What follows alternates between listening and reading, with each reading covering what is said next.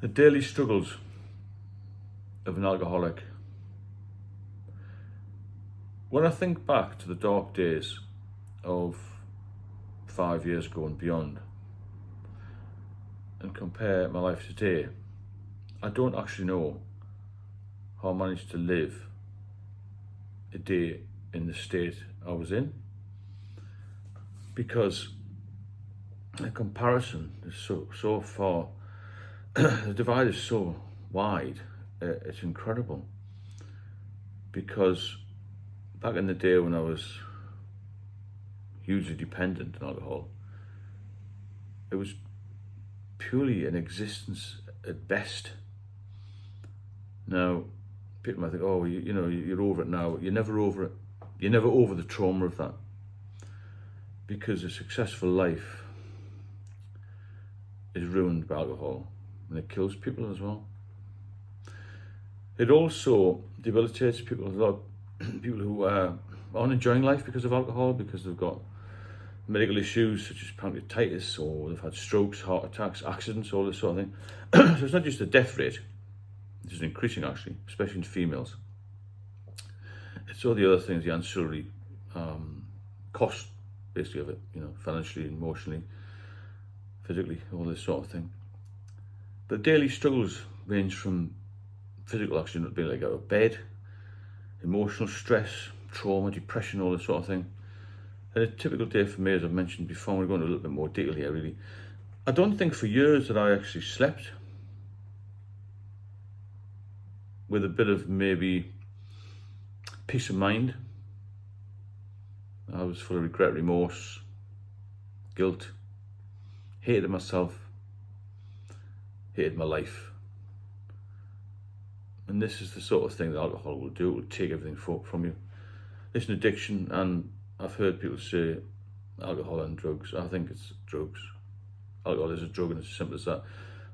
But I'd get in at night, sit up all night, just bored out of my mind really. I'd sip in a can of lager, not had much to eat, no future, thinking about past memories.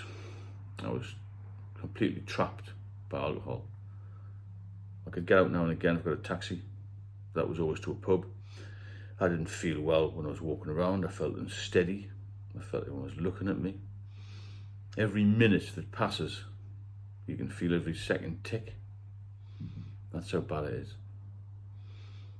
There's no self-pity here. This is a warning to others. I've had people comment, you shouldn't be talking about this, and that. This is the reality. Unless somebody tells you the reality, you'll never wake up to it. I didn't know that alcohol was going to kill me, or could kill me, potentially.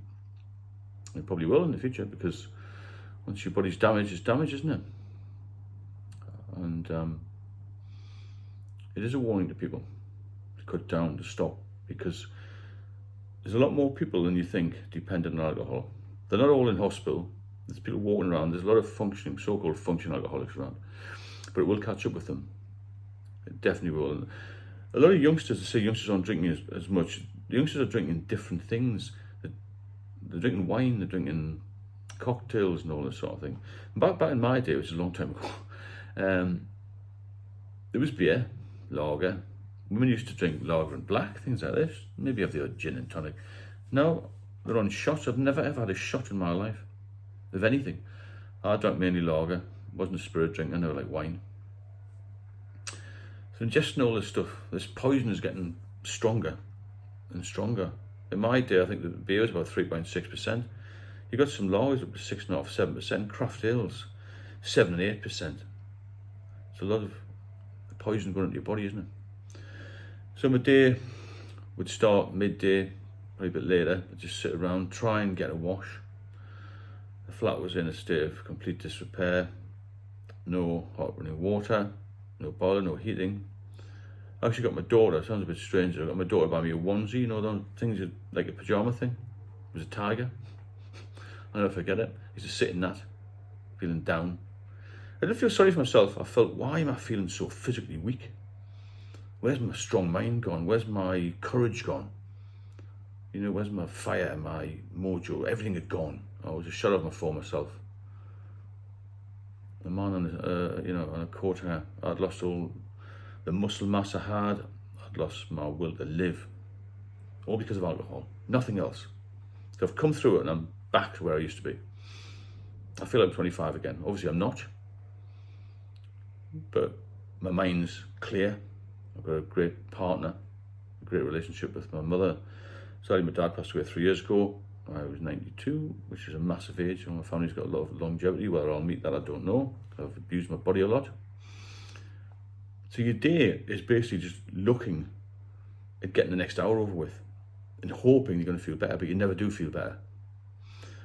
So I'd sit around, have a few glasses of lager, not eat anything. But prior to that, getting the first drink down was a nightmare, because often as an alcoholic, you will take the first sip of something, you'll retch, you'll be sick, and you just cough up.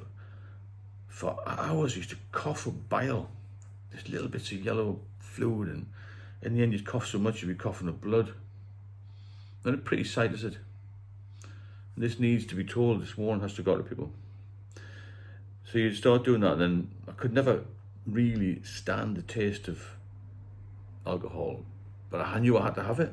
A beer when you've had no sleep, you've had no food for weeks, you're feeling terrible, you're physically at the bottom. It's not the best thing to have, but you know you've got to have it, because otherwise you won't be able to stand up properly. I had cans next to my bed. I've got a lot of comments from people who have been in the same situation. I always thought it was just me that was this bad. And, you know, in the end, I had rats running around the flat, the floor collapsed. The whole day was a complete nightmare. Now I look forward to my day. I wake up and think, what a good day. I'm busy again, and I love being busy. But alcohol takes everything from you. And your day is not enjoyable. I mean, I'll come up with this phrase now. Every day is a good day. When you're an alcoholic, every day is a tragedy. You try and get the first drink down, then maybe another one. Put some music on. I had no TV then. Everything had broken down. I didn't have the wherewithal to get anybody out to fix it. Constant worry about bills, post, who's going to knock at the door. Nobody ever did knock at the door. Become paranoid. And then you eventually think, I must get out of this flat. Otherwise I'm going to go mental. I'm going to go mad. Ring a taxi up there, turn up, usual drivers all know you. Hi Steve, how are you? You feel any better? Not really. Get to the pub. At that point I started to drink Guinness. I thought, well, Guinness is going to make me feel better. I remember the old stories when people were patients in hospital and used to get a glass of Guinness. It was supposed to be full of iron or something. Didn't do me any good. Try and have something to eat. I used to eat the odd pizza, but that faded away. I didn't eat anything in the end. Then maybe come home after a few hours in the pub, talk to a few of the local drinkers who were in the same boat as me. Really, most of them weren't as bad as me at the time, but maybe they are now. Get back, 11:30, think, what am I going to do now? You've got nothing to do, have you? You can't do anything. You can't go anywhere. The car was rotting away in the car park outside.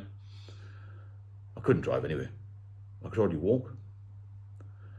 In the end, I could walk along the corridor. I used to sort of pad my way along the walls to get to the door and then hold the rail. I was like a 90-year-old when I was 50. Hold the rail and I stepped down gingerly onto the concrete, and I always used to ask the taxi driver to come to the middle door because I knew I couldn't get the side door. And also the security locks went on the side door, so I had to get back on the middle door, and I felt safe when I got in. What's all that about? Why did I go from being a strong, successful police officer in central London to being fearful of everything? Every person that walked by, every noise, I don't know, just everything. I became terrified of life. And the mental health side of the thing was terrible. So a daily struggle, it became torturous, and it became,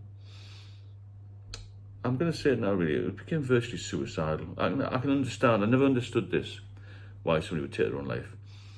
When you've got the alcohol issue, and I would say it's a chronic alcohol issue, then there doesn't seem to be any hope. Because all you see is black and dismal failure, and it's your mind that screws you up, you know. I couldn't just stop cold turkey. You couldn't just stop because I had seizures in the past. I was frightened of that. Get some medical help. reach out to somebody, because you will get help in the end. Reach out to me, reach out to people who are on here as well. Other people are trying to help you. And I've had a few messages from people who've got relatives, friends, loved ones who they're trying to help and they won't stop. There's only so much you can do. The person themselves has to want to stop. You've got to have a big, big incentive. And if you reach deep into your mind, you'll find a big enough incentive to stop this before it kills you and before it puts other people under stress. Because you've got to remember, all these people we're talking about here, they're all mothers, fathers, sons, daughters of somebody. Your family don't want to see you at the bottom of the bottle. The family don't want to see you struggling. It must have been dreadful for my parents to see me go through this. Dreadful. Now I've recovered. Obviously, my dad saw the first start of my recovery before he died. And I'm proud that he did see me come through it all, because it was heartbreaking for me. Heartbreaking for me when my daughter used to come and visit me in hospital. You know, you've got to get a grip. And if you need any help, any practical advice, as I've said before, I'm not a doctor, but I will give you some advice on what to do. Contact me if you can. Please subscribe and share the content. It needs to be shared, because there are more people than even I thought struggling with this. And I'll speak to you all very soon.